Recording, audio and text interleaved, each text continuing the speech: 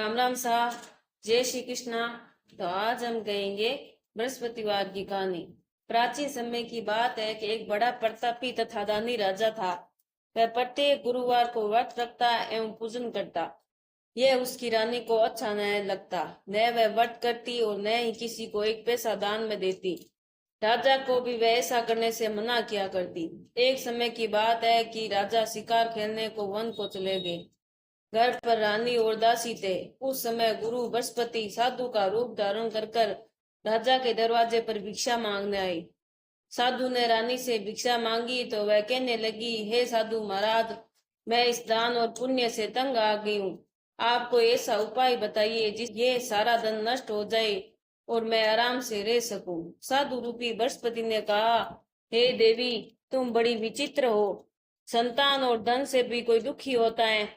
अगर तुम्हारे पास धन अधिक है तो तुम उससे शुभ कार्य में लगाओ, जिससे तुम्हारे दोनों लोग सुधरेंगे। परंतु साधु की इन बातों से रानी खुश न हुई। उसने कहा, मुझे ऐसी धन की आवश्यकता नहीं है जिसे मैं अन्य लोगों को दान दूं तथा जिसको संभालने में मेरा सारा समय नष्ट हो जाए। साधु ने कहा, यदि तुम्हारी ऐसी इच्छा है तो जैसा मैं तुम्हें बताता हूँ वैसा ही करना। बृहस्पतिवार के दिन घर को गोबर से लीपना, अपने केशों को पीली मिट्टी से धोना, केशों को धोते समय स्नान करना, राजा से हजामत बनाने को कहना, भोजन में मांस मदिरा खाना, कपड़ा धोबी के यहाँ धुलने डालना। इसी प्रकार 7 बृहस्पतिवार करने से तुम्हारा सब धन नष्ट हो जाएगा। इतना कहकर साधु बने बृहस्पति अंतर्ध्यान हो गए। साधु के कहे अनुसार करते रानी को केवल 3 बृहस्पतिवार ही बीते थे कि उसकी समस्त धन संपत्ति नष्ट हो गई। भोजन के लिए परिवार तरसने लगा। एक दिन राजा रानी से बोला, हे रानी, तुम यहीं रहो, मैं दूसरे देश को जाता हूँ, क्योंकि यहाँ पर मुझे सभी जानते हैं, इसीलिए मैं यहाँ कोई छोटा कार्य नहीं कर सकता। ऐसा कहकर राजा परदेश को चला गया। वहां वह जंगल से लकड़ी काट कर लाता और शहर में बेचता। इसी तरह अपना जीवन व्यतीत करने लगा। इधर राजा के बिना रानी और दासी दुखी रहने लगे। एक समय जब रानी और दासियों को 7 दिन बिना भोजन के रहना पड़ा तो रानी ने अपनी दासी से कहा, हे दासी, पास ही नगर में मेरी बहन रहती है। वह बड़ी धनवान है, तो उसके पास जा और कुछ ले आ, ताकि थोड़ा बहुत गुदेरा बसेरा हो जाए। दासी रानी के बहन के पास गई। उस दिन बृहस्पतिवार था। रानी की बहन उस समय गुरु बृहस्पतिवार का कथा सुन रही थी। दासी ने रानी की बहन को अपनी रानी का संदेश दिया, लेकिन रानी की बहन ने कोई उत्तर नहीं दिया। जब दासी को रानी की बहन से कोई उत्तर नहीं मिला तो वह बहुत दुखी हुई और उसे क्रोध भी आया। दासी ने वापस आकर रानी को सारी बात बता दी। सुनकर रानी ने अपने भाग्य को कोसा। उधर रानी की बहन ने सोचा, मेरी बहन की दासी आई थी परंतु मैं उसे नहीं बोली, इससे वह बहुत दुखी हुई होगी। कथा सुनकर और पूजन समाप्त कर वह अपनी बहन के घर गई और कहने लगी, हे बहन, मैं बृहस्पतिवार का व्रत कर रही थी। तुम्हारी दासी गई, परंतु जब तक कथा होती है तब तक न तो उठते हैं और न बोलते हैं, इसीलिए मैं न बोली। कहो दासी, क्यों गई? रानी बोली, बहन, हमारे घर में अनाज नहीं था। ऐसे कहते कहते रानी की आंखें भर आई। उसने दासियों को समस्त भूखा रहने की बात अपनी बहन को बता दी। रानी की बहन बोली, बहन देखो, बृहस्पति देव भगवान सबकी मनोकामना पूर्ण करते हैं। देखो, शायद तुम्हारे घर में अनाज रखा हो। यह सुनकर दासी घर के अंदर गई। वहां उसे एक घड़ा अनाज का भरा मिल गया।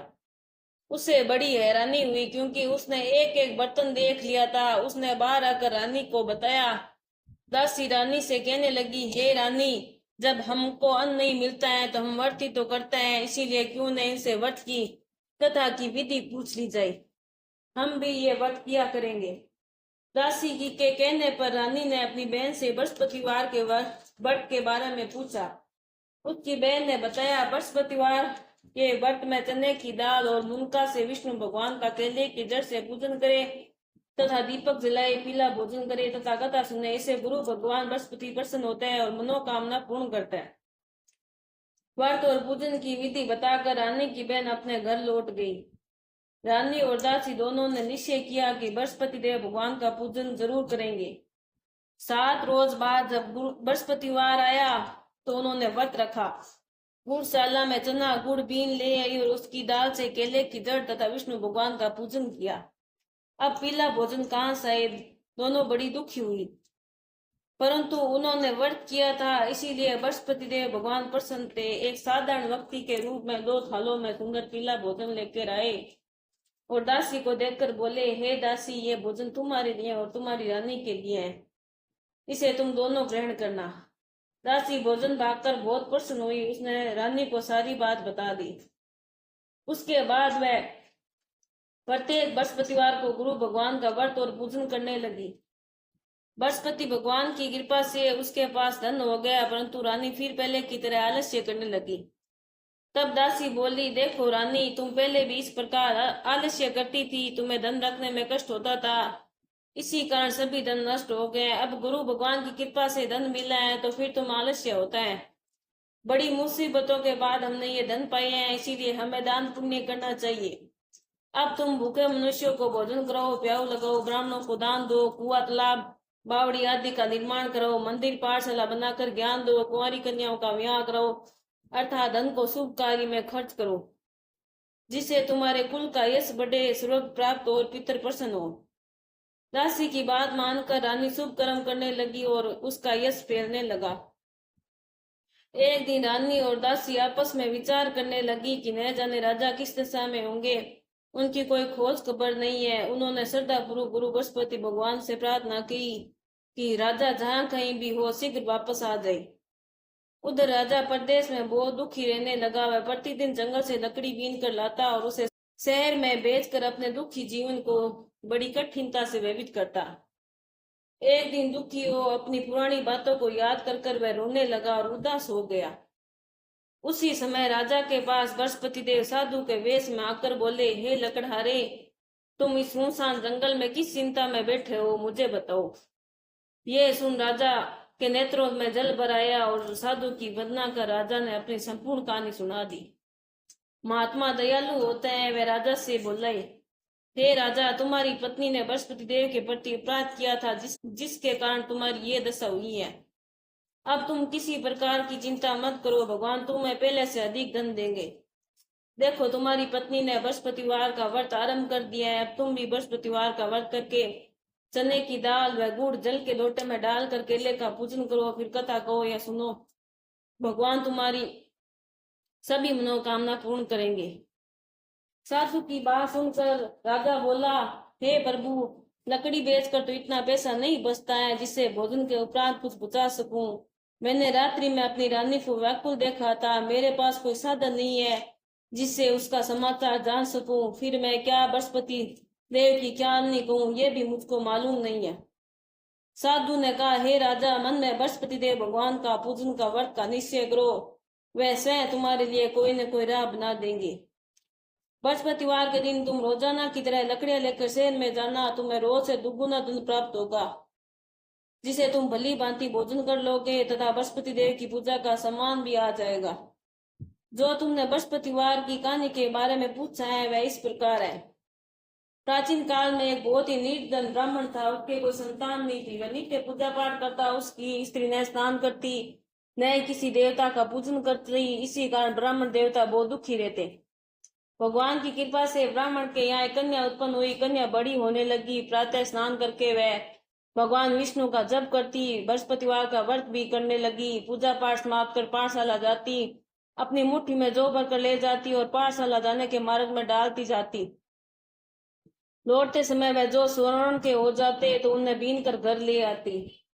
एक दिन वह बालिका सूप में उन सोने के जौ को फटक कर साफ कर रही थी, तभी उसकी माँ ने देख लिया और कहा, हे बेटी, सोने के जौ को फटकने के लिए तो सोने का सूप भी तो होना चाहिए। दूसरे दिन गुरुवार था। कन्या ने व्रत रखा और बृहस्पति देव से सोने की सूप देने की प्रार्थना की। बृहस्पति देव ने उसकी प्रार्थना स्वीकार कर ली। रोजाना की तरह वह कन्या जौ फुलाती हुई पाठशाला चली गई। पाठशाला से लौटकर जब वह जौ साफ कर रही थी तो बृहस्पति देव की कृपा से उसे सोने का सूप भी मिला। पाठशाला से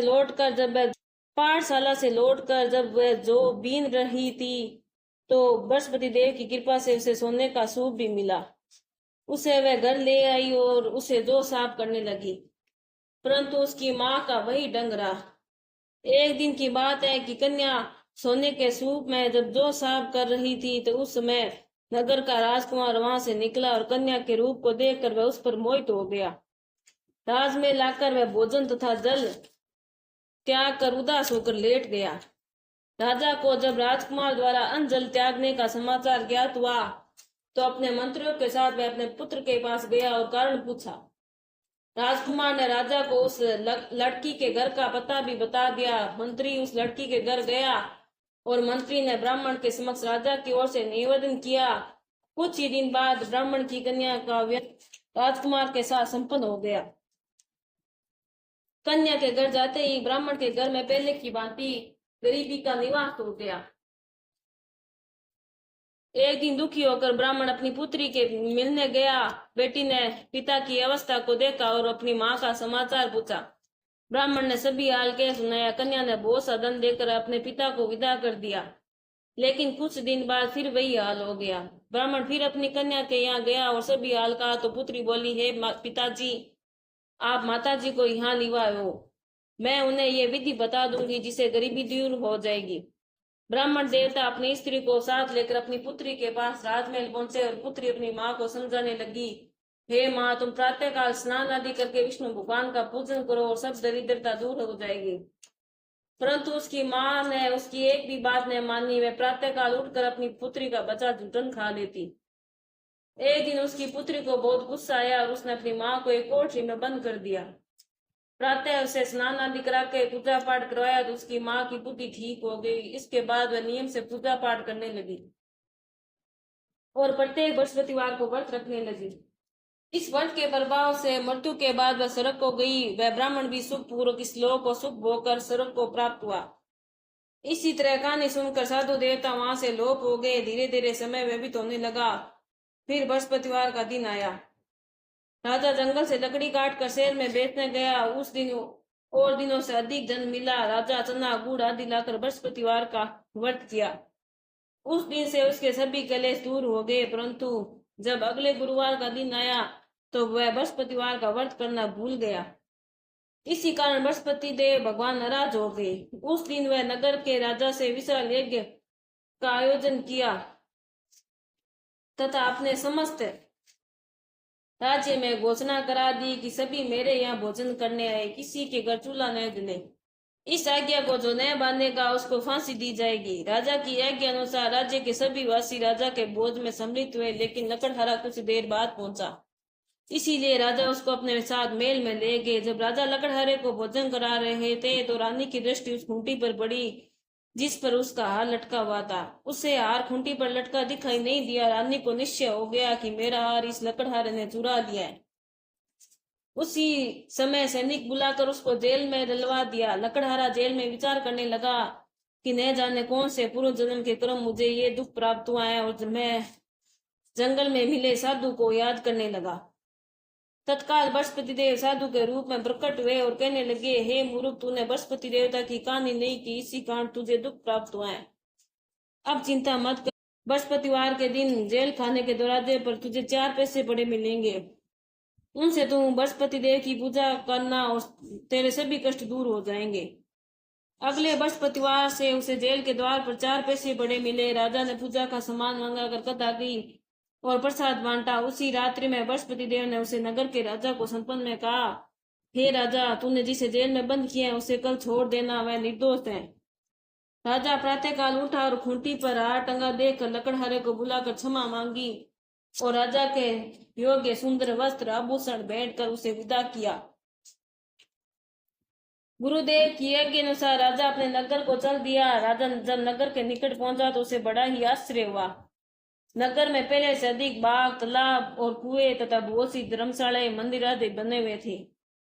राजा ने पूछा, ये किसका बाग और धर्मशाला है? तब नगर के सभी लोग कहने लगे कि ये सब रानी और दासी द्वारा बनाए गए हैं। राजा को आश्चर्य हुआ और गुस्सा भी आया। उसकी अनुपस्थिति में रानी के पास धन कहां से आया होगा। जब रानी ने यह खबर सुनी कि राजा आ रहे हैं तो उसे अपनी दासी से कहा, हे दासी, देख, राजा हमको कितनी बुरी हालत पर छोड़कर गए थे, वे हमारी ऐसी हालत देखकर लौटने जाए, इसीलिए तू दरवाजे पर खड़ी हो जा। रानी की आज्ञा अनुसार दासी दरवाजे पर खड़ी हो गई और जब राजा आए तो उन्हें अपने साथ महल में दिवाई। तब राजा ने क्रोध कर अपनी तलवार निकाली और पूछने लगा, बताओ ये धन तुम्हें कैसे प्राप्त हुआ है। तब रानी ने सारी कथा कह सुनाई। राजा ने निश्चय किया कि मैं रोजाना दिन में 3 बार कथा कहा करूंगा और रोज व्रत किया करूंगा। अब हर समय राजा के दुपट्टे में चने की दाल बंधी रहती तथा दिन में 3 बार कथा कहता। एक रोज राजा ने विचार किया कि चलो अपनी बहन के यहाँ हुआ हूँ।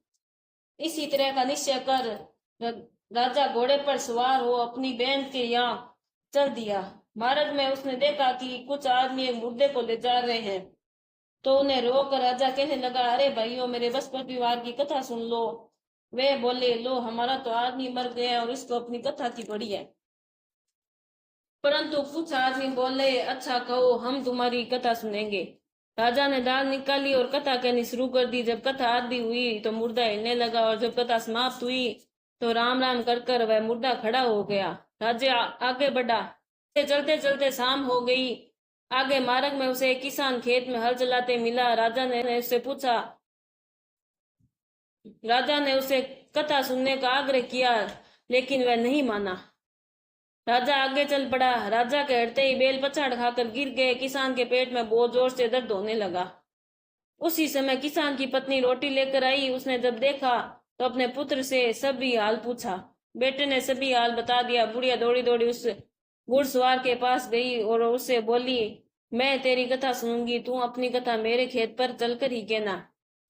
राजा ने लौटकर बुढ़िया के खेत पर जाकर कथा गई, जिसके सुनते ही बैल खड़े हो गए और किसान के पेट का दर्द भी बंद हो गया। राजा अपनी बहन के घर पहुंचा। बहन ने भाई की खूब मेहमानी की। दूसरे रोज प्रातःकाल राजा जागा तो वह देखने लगा कि सब लोग भोजन कर रहे हैं। राजा ने अपनी बहन से पूछा, ऐसा कोई मनुष्य है जिसने भोजन नहीं किया है, जो मेरी बृहस्पतिवार की कथा सुन ले। बहन बोली, है भैया, ये ऐसा देश है, पहले यहाँ लोग भोजन करते हैं, बाद में अन्य काम करते हैं। फिर वह एक कुमार के घर गई जिसका लड़का बीमार था। उसे मालूम हुआ कि उसके यहाँ 3 दिन से किसी ने भोजन नहीं किया है। रानी ने अपने भाई की कथा सुनने के लिए कुमार से कहा। वह तैयार हो गया। राजा ने जाकर बृहस्पतिवार की कथा गई, जिसको सुनकर उसका लड़का ठीक हो गया। अब तो राजा की प्रशंसा होने लगी। एक दिन राजा ने अपनी बहन से कहा, हे बहन, मैं अब अपने घर जाऊंगा, तू भी तैयार हो जाओ।